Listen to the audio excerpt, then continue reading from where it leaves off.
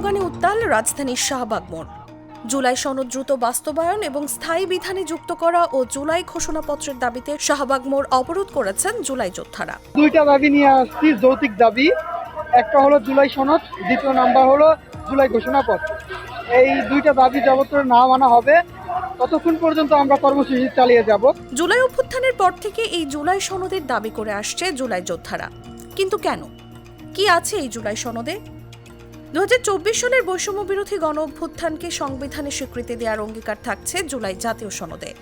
একই সঙ্গে দেশের সংবিধান সংশোধন, পরিমার্জন ও পুনর্লিখনের প্রতিশ্রুতি, সংবিধান, বিচার ব্যবস্থা, নির্বাচন, জনপ্রশাসন, পুলিশ ও দুর্নীতি দমন সংক্রান্ত সংস্কারের লক্ষ্যে নতুন আইন ও বিধি প্রণয়ন, প্রয়োজনে পুরনো আইনে সংশোধন এবং সংস্কারের বিষয়ে রাজনৈতিক দলগুলো যে সুপারিশগুলোর বিষয়ে ঐক্যমত্য পোষণ করবে সেই সুপারিশ বাস্তবায়নের 7 দফা অঙ্গীকারনামা অন্তর্ভুক্ত করা হচ্ছে জুলাই জাতীয় সনদ 2025-এ।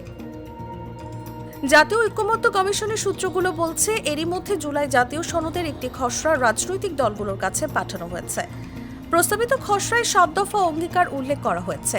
এসব অঙ্গীকার সংবলিত জুলাই সনদ বাস্তবায়নে আইনি ও সাংবিধানিক সুরক্ষা নিশ্চিত করতে হবে।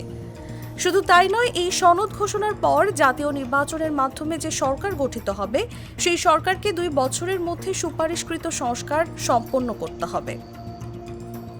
সনদের প্রথম দফায় অঙ্গীকারনামা ছাড়াও দ্বিতীয় দফায় সংস্কার কমিশন গঠন, তৃতীয় দফা জাতীয় ঐক্যমত্য কমিশন গঠন ও চতুর্থ দফায় ঐক্যমত্য কমিশনের কার্যক্রম তুলে ধরা হয়েছে।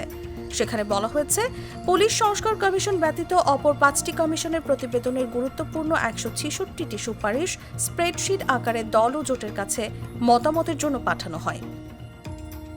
এ বিষয়ে 35টি দল ও জোট তাদের মতামত কমিশনের কাছে পাঠায়। কমিশন অগ্রাধিকার ও গুরুত্বপূর্ণ বিবেচনায় মোট 20টি বিষয় নিয়ে দলগুলোর সঙ্গে দ্বিতীয় দফা আলোচনায় মিলিত হয়। এই প্রক্রিয়ার ফলে নিম্নলিখিত জুলাই জাতীয় সনদ 2025 রচিত হয়। সনদের 5ম দফায় ঐক্যমত্যে উপনীত হওয়ার বিষয়গুলো উল্লেখ করার কথা বলা হয়েছে। সনদের পটভূমিতে 1971 সালের মহান মুক্তিযুদ্ধের কথা উল্লেখ করে বলা হয়েছে, সাম্য, মানবিক মর্যাদা ও সামাজিক সুবিচারের নীতিকে ধারণ করে সংগঠিত মহান মুক্তিযুদ্ধের মধ্য দিয়ে যে একটি গণতান্ত্রিক রাষ্ট্র কাঠামো গঠনের আকাঙ্ক্ষা বাংলাদেশের জনগণের মধ্যে তৈরি হয়েছিল, দীর্ঘ 53 বছরেও তা অর্জন করা যায়নি। 2009 সালে ক্ষমতায় আসা আওয়ামী লীগ সরকারের শাসনতন্ত্রকে স্বৈরাচারী উল্লেখ করে সনদের খসড়ায় বলা হয়, 2009 সালে একটি দলীয় সরকার রাষ্ট্র পরিচালনার দায়িত্ব গ্রহণ করে ক্রমান্বয়ে গণতান্ত্রিক মূল্যবোধকে জলাঞ্জলি দিয়ে অগণতান্ত্রিক চরিত্র ধারণ করতে থাকে। তসলিমা তিথি, জাগো নিউজ। সানবিট সব দিবে সামাল। সানবিট ম্যাজিক প্রেস ডিশওয়াশিং এর মাথা ঘোরানো সলিউশন।